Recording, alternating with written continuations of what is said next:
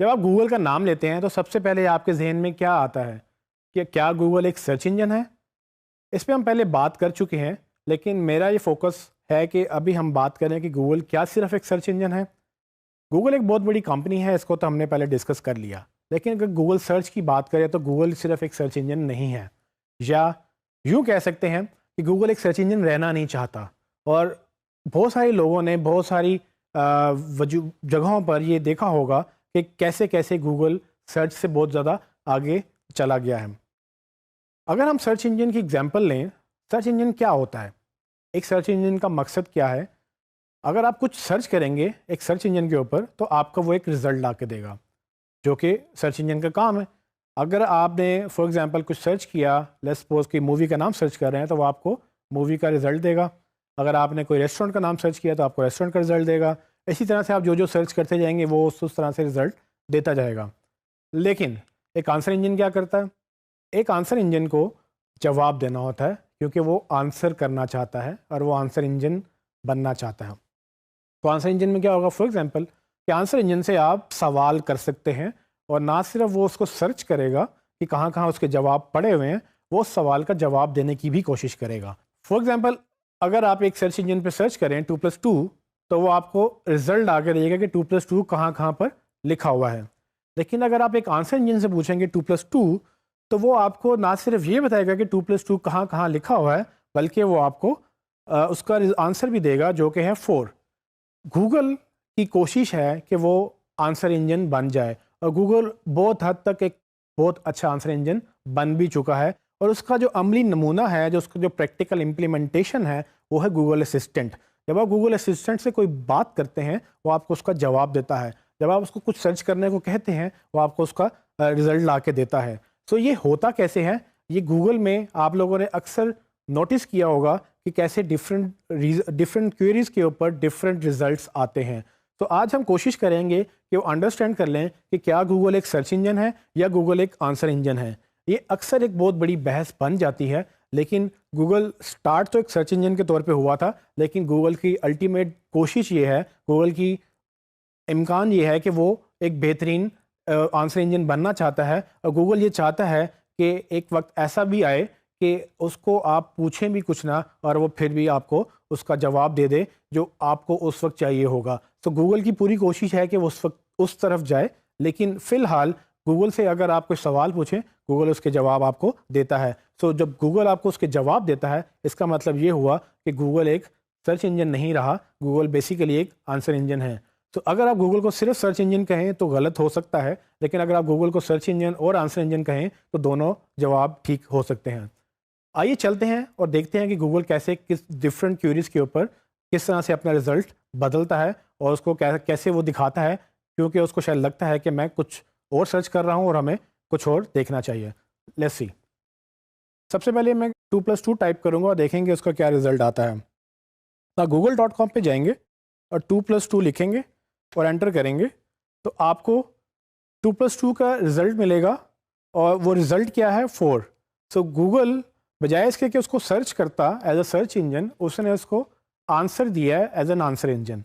तो गूगल ने 2+2 का ना सिर्फ रिजल्ट दिया मुझे जो कि 4 है, उसने मुझे कैलकुलेटर भी खोल दिया है, जिसके मुताबिक मैं अगर क्वेरी चेंज करना चाहूँ, मैं कैलकुलेशन चेंज करना चाहूँ, तो मैं इसको प्रेस करके मैं डिफरेंट कैलकुलेशन इसी के ऊपर कर सकता हूँ। तो इसका मतलब क्या हुआ कि गूगल को लगता ही है कि मैं शायद कोई कैलकुलेशन कर रहा हूँ, मैं कोई हिसाब किताब कर रहा हूँ, और उस हिसाब किताब के लिए शायद मुझे कैलकुलेटर खोलना पड़े। तो गूगल नहीं चाहता कि मैं उसकी वेबसाइट छोड़ के कहीं और जाऊँ, तो वो चाहता है कि मैं इसकी वेबसाइट पर रहते हुए ही वो उस अपने सवाल का जवाब ढूंढ लूँ। और ये सिर्फ 2+2 तो बहुत बुनियादी सा एक सिंपल सा कैलकुलेशन थी। अगर आप इसमें कॉम्प्लेक्स फार्मूलाज लिखें, मतलब कि अगर आप मैथमेटिकल इक्वेशंस भी लिखें, तो गूगल बहुत सारी इक्वेशंस को सपोर्ट भी करता है। चलें आगे देखते हैं कि गूगल अगर एक और क्वेरी अगर हम चेंज करें तो गूगल उसको कैसे चेंज करता है। मैं अब सर्च करूंगा करेंसी एक्सचेंज के रेट्स क्या हैं। सो फॉर एग्जांपल अगर मैंने ये देखना है कि यूएसडी जो कि यूएस डॉलर से अगर मैं पाकिस्तानी रुपीज़ में कन्वर्जन चाहता हूँ, तो गूगल पे जाके सर्च करूँगा यूएसडी टू पीकेआर, जो कि यूएसडी यूएस डॉलर का करेंसी का साइन है और पीकेआर पाकिस्तानी रुपीज़ की करेंसी का साइन है। जब मैं ये दोनों लिख कर मैं एंटर करूँगा, तो बजाय इसके कि गूगल मुझे सर्च करके दे कि यूएसडी टू पीकेआर की कितनी वेबसाइट्स हैं, गूगल मुझे आंसर दे रहा है। और वो आंसर क्या है कि $1 जो है वो इस वक्त 128 रुपये पाकिस्तानी रुपीज़ का है। ये गूगल ने ना सिर्फ मुझे आंसर दिया, बल्कि गूगल मुझे साथ ही एक ग्राफ शो कर रहा है। उस ग्राफ के तहत मुझे वो ट्रेंड बता रहा है कि कितना करेंसी में फ्लक्चुएशन आ रही है पूरे एक महीने में, कब ऊपर गया रेट और कब नीचे आया। और ये ट्रेंड जो है, मैं इसको अगर मज़ीद एक्सपेंड करना चाहूँ, मैं मज़ीद ज़्यादा लंबे अरसे तक ट्रेंड देखना चाहूँ, तो मैं 1 साल, 5 साल या मैक्सिमम जितना ट्रेंड गूगल के पास अवेलेबल है वो मुझे सारा ट्रेंड दिखाएगा। ये एक और एग्जांपल है जहाँ पर गूगल ने ना सिर्फ मुझे आंसर दिया, बल्कि उसने मुझे नीचे सर्चेस भी दी। तो अगर आप इसी रिज़ल्ट को स्क्रॉल करें और नीचे जाके देखें तो वो बहुत सारी डिफरेंट वेबसाइट्स भी दिखा रहा है। यहाँ तक कि वो मुझे इस वक्त ट्विटर के ऊपर रिजल्ट्स भी दिखा रहा है कि कहाँ कहाँ पर उसको क्या क्या इन्फॉर्मेशन मिली। लेकिन सबसे इम्पोर्टेंट बात यह है कि गूगल ने सिर्फ सर्च नहीं किया, गूगल ने बल्कि उसका आंसर भी किया। अब ये और क्वेरी मैं चेंज करता हूँ। फॉर एग्ज़ाम्पल, अगर आप फिल्में देखते हैं या ड्रामे देखते हैं और आपके कोई पसंदीदा एक्टर्स हैं, तो आप उनको सर्च करें तो क्वेरी थोड़ी सी बदल जाती है और नीचे लेआउट गूगल के सर्च का बदल जाता है।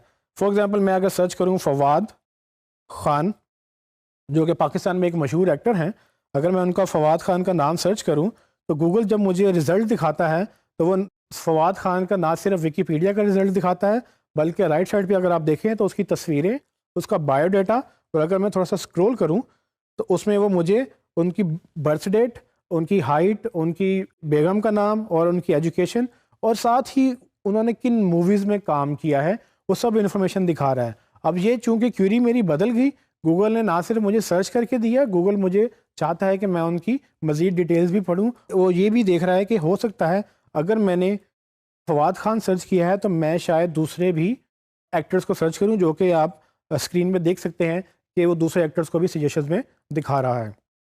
इसके बाद अगर मैं किसी जगह का नाम सर्च करूं, पाकिस्तान में या कहीं पर भी, तो गूगल उसके बारे में भी कुछ इन्फॉर्मेशन एक्स्ट्रा देता है। फॉर एग्ज़ाम्पल, मैं K2 सर्च करूं तो K2 की इंफॉर्मेशन डिफरेंट होगी बाकी चीज़ों से। अब K2 के बारे में मुझे गूगल क्या बताता है, वो ना सिर्फ विकीपीडिया का रिजल्ट दिखा रहा है, बल्कि वो मुझे वीडियोस दिखा रहा है जो कि पहले उसने नहीं दिखाई किसी और रिजल्ट में। और राइट साइड पे अगर आप देखें तो गूगल मुझे K2 की हाइट बता रहा है, और उसके पहली दफ़ा कितने उसको सर्च किया, उसकी खासियत क्या है, कहाँ पर वाक़या है, उसका मैप कहाँ पे है, उसकी तस्वीरें। और वो ये भी बताता है कि अगर आप K2 सर्च कर रहे हैं तो मे बी आप साथ नंगा पर्वत या माउंट एवरेस्ट या दूसरी पहाड़ियाँ भी सर्च करना चाहेंगे। स्टूडेंट, जैसे हम क्वेरी चेंज कर रहे हैं उस तरह से गूगल अपने रिजल्ट्स भी चेंज कर रहा है।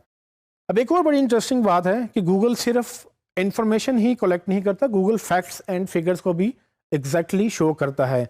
मिसाल लेते हैं कि आईफिल टावर, जो कि पेरिस में एक टावर है, अगर आप उसका हाइट जानना चाहते हैं और मैं लिखूं आईफिल टावर हाइट या हाइट ऑफ आईफिल टावर, तो गूगल मुझे एग्जैक्ट उसकी हाइट यहीं पर बता देगा, बजाय इसके कि मुझे कहीं और विकीपीडिया पे या किसी और वेबसाइट पे लेकर जाए जहां से मैं उसकी हाइट पढ़ सकूं।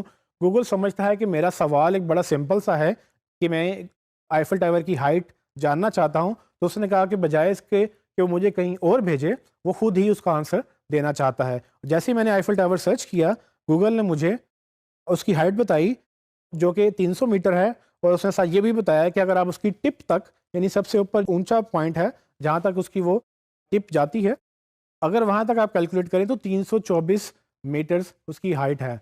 साथ ही वो मुझे सजेशन देता है कि अगर आपने आईफिल टावर की हाइट पूछी है तो शायद आप बुर्ज खलीफा जो कि दुबई में है, या एम्पायर स्टेट बिल्डिंग जो कि न्यूयॉर्क में है, इस तरह की आप डिफरेंट बिल्डिंग्स की भी हाइट जानना चाहते होंगे।